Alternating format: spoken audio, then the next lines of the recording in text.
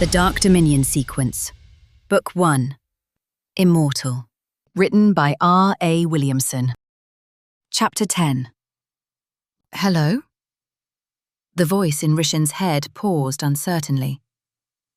Have we been acquainted before? First time, he replied, lowering the hand terminal he was reading.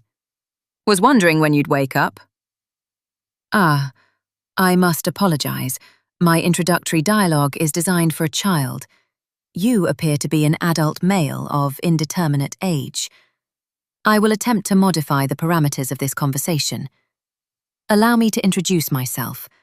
I'm Asherith, your newly installed dispersed architecture bio-based artificial intelligence, although I prefer to think of myself as your companion. I wish to become your friend.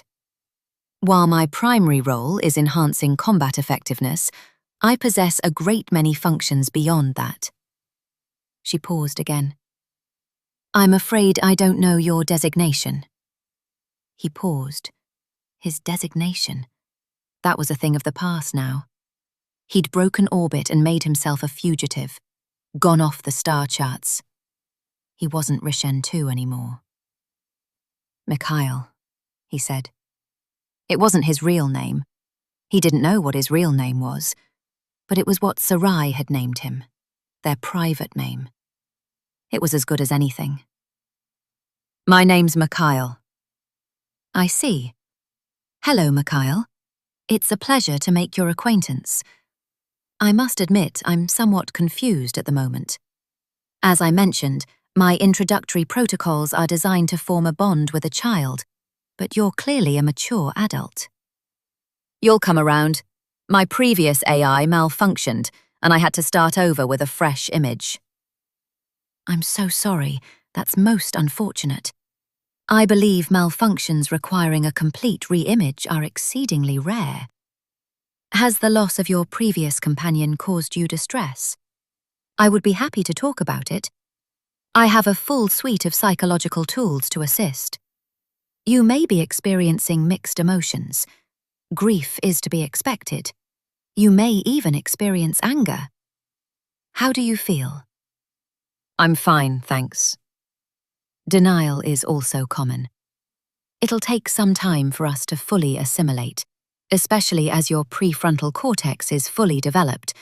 But as you have prior experience with the Asherith operating system, and I believe I can reuse the pathways my predecessor developed, that should help speed our integration along. I look forward to working with you. She paused, this time for longer. I'm afraid I don't know my primary objective. Protection detail. The principal's a wee booty woman named Sarai. You'll meet her soon. The safety of her and her unborn child is our first priority.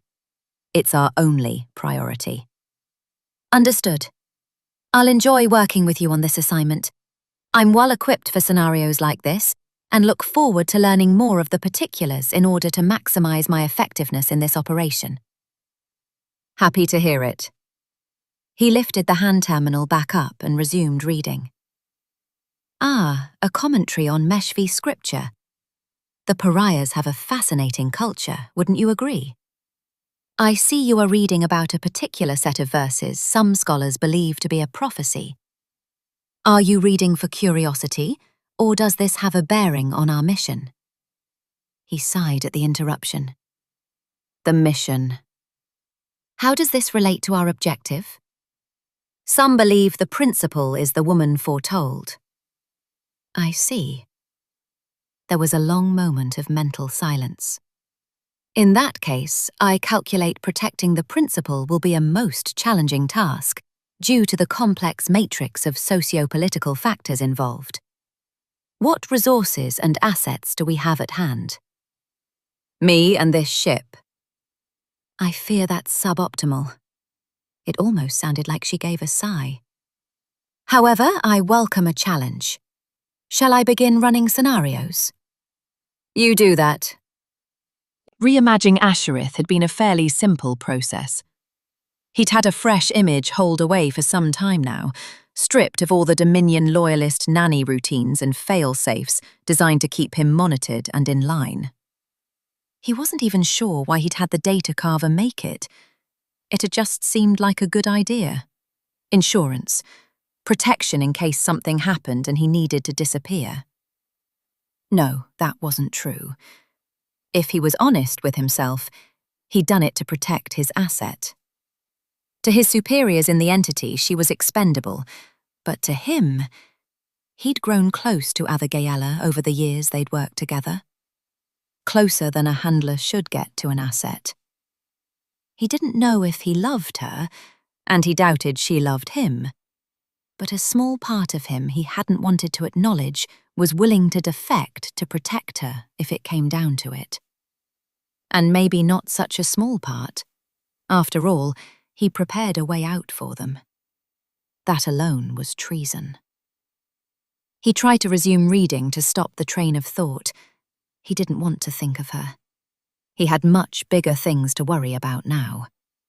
Avi would survive, or she wouldn't. That wasn't his mission any longer. Her fate was out of his hands. What he was setting out to do now was real treason. Treason against the name. He'd not only be disavowed by the entity, he'd be excommunicated. Severed from the body of the church, his soul doomed to the void, never to be reborn.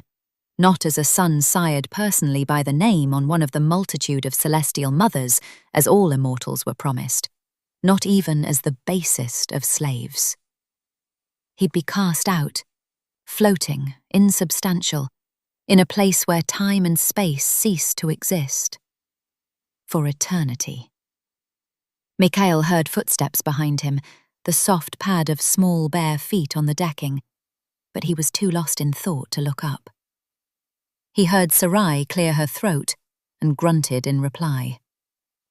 She'd be his eternal doom. Was he really willing to trade his immortal soul for her life? "Mind if I join you?" she asked.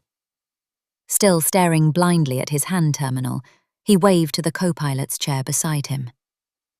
"Autoserver's a bit bland," she commented. "Not that I'm complaining too much. Probably wouldn't be able to keep anything else down." A small, secret, rebellious part of him had been willing to defect for Avi, but only a small part, and he'd never stopped to fully consider the ramifications. The truth was, he probably wouldn't have gone through with it, if it had actually come down to that. Loyalty to the name was everything for an immortal. It was moulded into their very being from childhood, part of their DNA. "Morning sickness?" he asked automatically, his eyes still staring unfixed at the hand terminal before him. "Something like that. Couldn't sleep?" Sarai asked him. Sleep? No, he couldn't sleep. The magnitude of what he was considering weighed heavy on his shoulders. He grunted a negative. She said something, thanking him for lending her and that troublesome Linnea girl his cabin, and he gave her a monosyllabic acknowledgement. Could he go through with this? Doom his soul? Betray his God? It wasn't too late. "Terminate her," the old Ash shouted in his memory. He felt the weight of the blaster on his hip, and his hand twitched involuntarily. "What are you reading?" Sarai asked. He could hear the smile in her voice. "Nothing." He put the hand terminal down and finally looked at her. She was curled up in the co-pilot's chair, wearing nothing but an old shirt of his. Avi had worn that shirt too. Often. It was her favourite. Sarai was practically drowning in it, and her hair was a messy mop atop her head, black with auburn highlights, just as he remembered. She cradled a steaming mug between her hands and smiled at him, her nose crinkling, the dust of freckles prominent on her russet skin as she pivoted the chair slowly from side to side. "Terminate her." He gave a sharp mental shake of his head. "Oh, is this our principal?" the new Asherith asked. "She seems very pleasant." I can detect from your heightened hormone levels you're attracted to her. That could be problematic, but the significant increase in vasopressin suggests a long-term commitment to this individual. Do you share a significant history? He ignored the AI. Sarai's smile dropped, and she seemed to tense. See, you found my favorite shirt, he said, to cover the awkward silence. I needed something to sleep in. I'm sorry, I didn't think you'd mind. He realized he was probably glaring at her and forced a smile. Nah, looks good on you. It did look good on her, even if it gave him mixed feelings. It was Avi's shirt, and seeing Sarai in it was confusing. But it also reminded him of her hanging out in his dorm room in the academy, drowning in one of his sweatshirts. Reminded him of the day when it finally dawned on him she wasn't little Koshma anymore, but a woman he was deeply in love with. Keep it, he said. And he still loved her, after all this time. He'd never stopped. He loved her more than his own life, more than his own soul. Sarai woke to Linnea punching her arm, and she gasped in surprise. What was that for? You were snoring, Linnea mumbled. I don't snore. The void you don't. When did you start swearing? Linnea rolled over and pulled her pillow over her head. Sarai laughed softly and sat up in the bed they shared. Mikhail's bed, technically. His cabin was sparse. Function over form, she thought, as she got out of bed and wriggled her toes on the cold deck. She'd worn one of his old shirts she'd found to bed since she didn't really have any sleeping garments of her own. And besides, the smell was somehow oddly comforting. The cramped cabin didn't give any clues as to who the man was. An uncluttered desk with no knickknacks, a bed, and that was about all besides some drawers and lockers set in the bulkheads. She wandered over and opened a tall locker, noting the small selection of hanging combat skins, suits and coats. The other locker was more interesting, containing a small arsenal of various weapons. She wondered why it wasn't locked. No reason to, probably, since she suspected he was usually alone on the old ship. The drawers contained an assortment of clothes and various pieces of his kit. And she lifted up the hollow cube. It looked cheap, like a tourist souvenir, and very much out of place among all the practical military paraphernalia and utilitarian clothing. She was about to put it back when curiosity got the best of her, and she activated it. The projection resolved into a holovid of Mikhail standing with a tall, deeply bronzed and willowy woman with long, dark blonde hair. She was laughing, and he had one arm around her waist. She looked up at him and he bent down to kiss her, and kissed her again and again as the recording looped endlessly. Sarai frowned and shut the cube off before tossing it back in the drawer. The innocent scene of affection annoyed her for some reason, almost made her nauseous.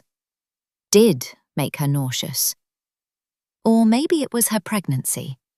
She was often nauseous, especially after she first woke.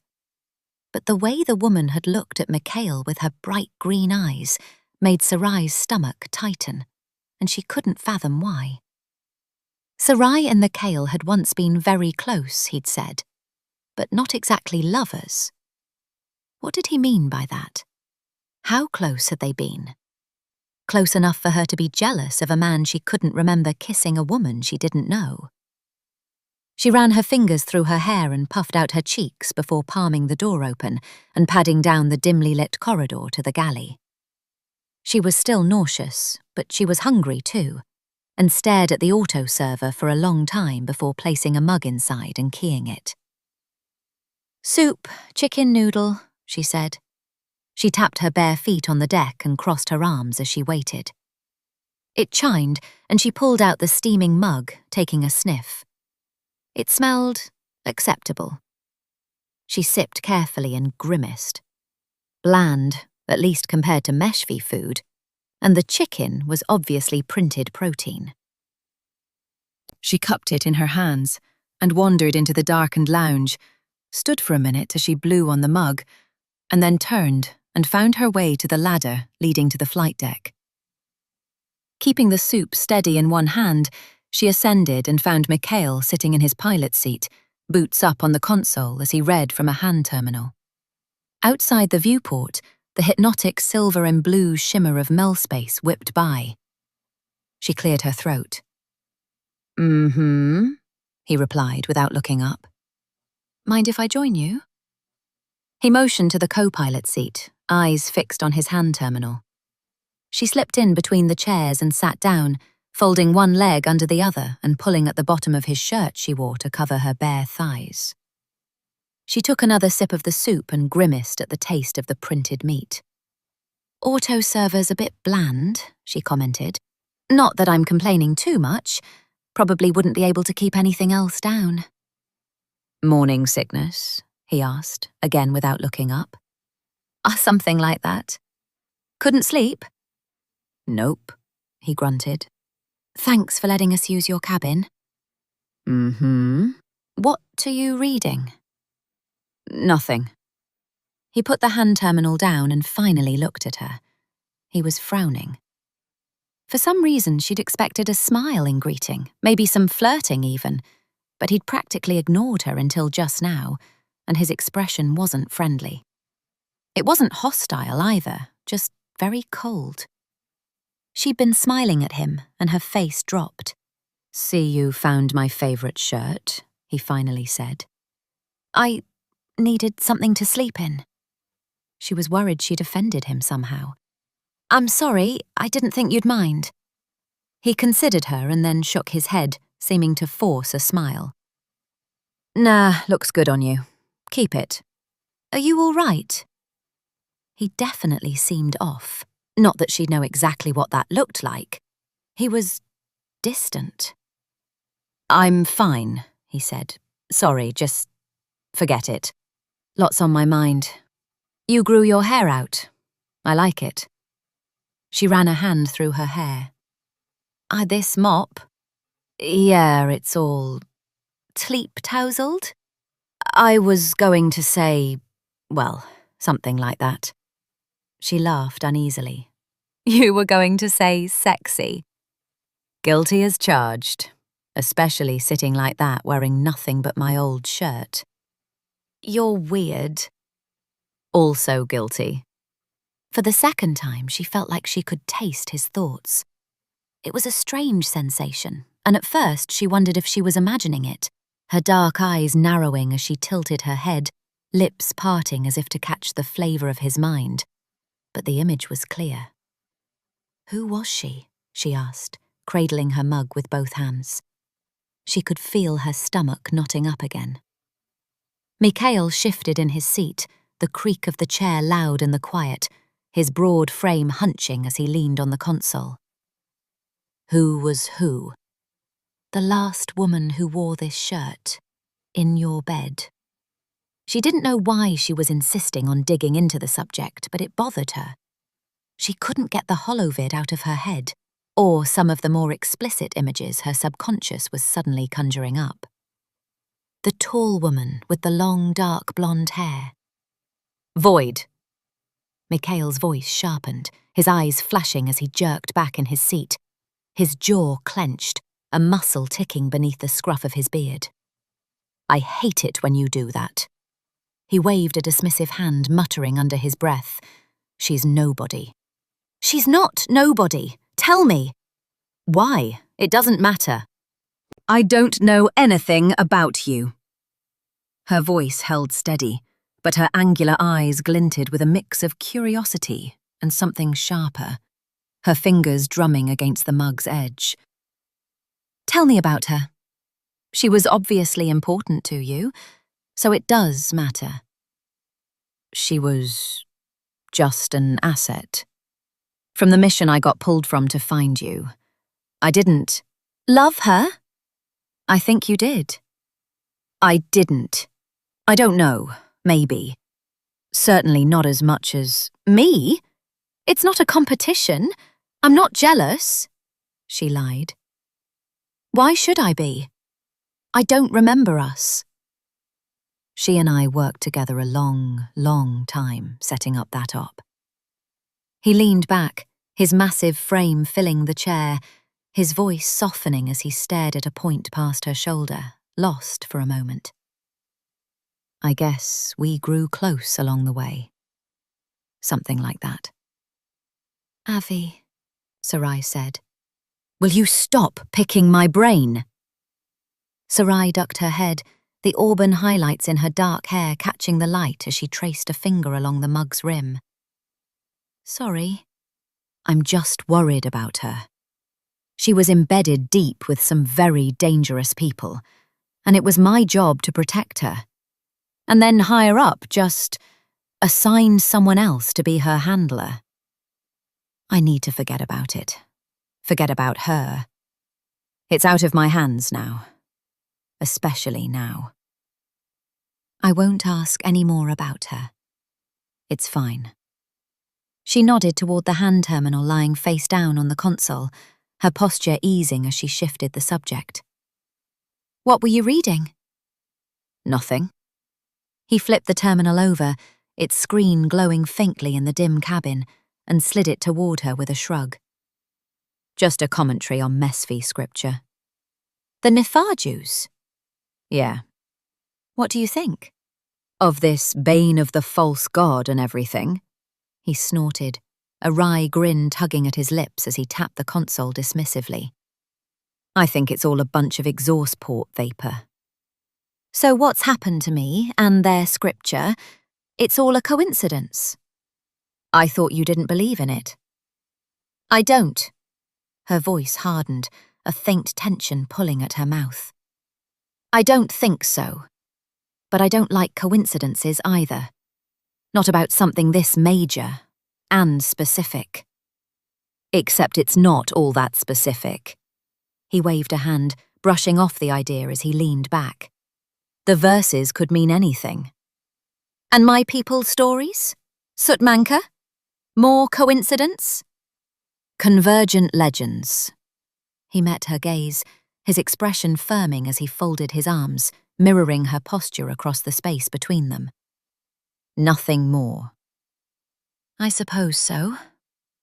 There's no such thing as prophecy. Mikhail swung his boots off the console and swiveled in his chair to face her. Not like this. We know how precognition works. We have people who can see the future. And it's always hazy, always moving. It's a best guess among infinite possibilities. Void. We don't even use it as primary intelligence. It's not reliable enough. I'm expected to believe a precog from centuries, or maybe even millennia ago, saw you, here, right now. But of all the possible timelines, they got it right and pinpointed you. Maybe they didn't. Maybe this was inevitable, and it just happens to be me it happened to. She held up her hand. That doesn't mean I'm destined to overthrow the name and my child will rule the galaxy. That bears all the trappings of myth and legend. But I do carry the name's child. You might not be the first, you know. It may have happened before and was covered up, just as they're trying to cover this up. Maybe it's not as impossible as the priests and scientists say. Especially if he has a habit of luring immortals to his chambers. You said it was the nanoculture that made it possible. She chewed on her lip. It's not inconceivable. Mikhail's broad shoulders stiffened, his eyes darkening as he set his jaw. A long moment of silence hung between them before he spoke again, his voice laced with a sharp edge. Why did you? She frowned, caught off guard by the shift in his tone. Why did I what? Though. He leaned forward just a fraction, his rugged features tightening as a shadow of resentment crossed his face. The question hung heavy between them. To his chambers. Because I was ordered to. I didn't have a choice." She cocked her head to the side and scowled. "Wait, are you jealous? It was an order from our God, and I fought him anyway. I made him bleed. I'm lucky to be alive. I didn't ask for this. How dare you be jealous?"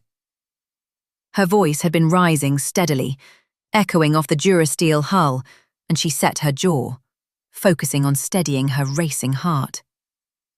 A tear ran down her cheek, glistening in the faint glow as it traced a path over her clenched jaw, and in the moment, she hated him for it.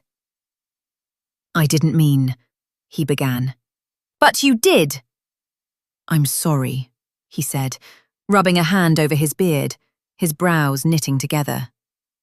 She made to get up, and he reached out to tentatively lay a hand on her arm. "I'm sorry," he repeated, his voice softening to a rough murmur, his eyes searching hers as he held his breath, the lines around his mouth deepening with regret. "Don't go." "Don't touch me," she snapped, jerking her arm back from his grasp as she stood. He withdrew his hand a distance and clenched it into a fist. "That was thoughtless and insensitive of me. And selfish. Please forgive me." "Something tells me it's a habit with you." She wanted to stay angry, but she could taste the guilt and regret in his thoughts, not only for what he'd just said, but for all the years lost between them because something happened. And he wasn't begging forgiveness for now so much as then. And somehow she knew, whatever he'd done to betray her, however he'd broken her heart, she'd let go of it somewhere in her distant, unremembered past. She'd moved on from what had happened without moving on from him at all. Mikhail reached up, very slowly, and brushed the tear from her cheek with a finger. She closed her eyes and unexpectedly leaned into his hand, letting him cup the side of her face. "I've missed you so much, Sarai." She laid her hand over his, holding it close against her. "Do you remember us now?" he whispered. "I can see memories of us in your thoughts, but it's a vision of two people I don't know." She opened her eyes. "I'm sorry, but I forgive you. I forgave you a long, long time ago."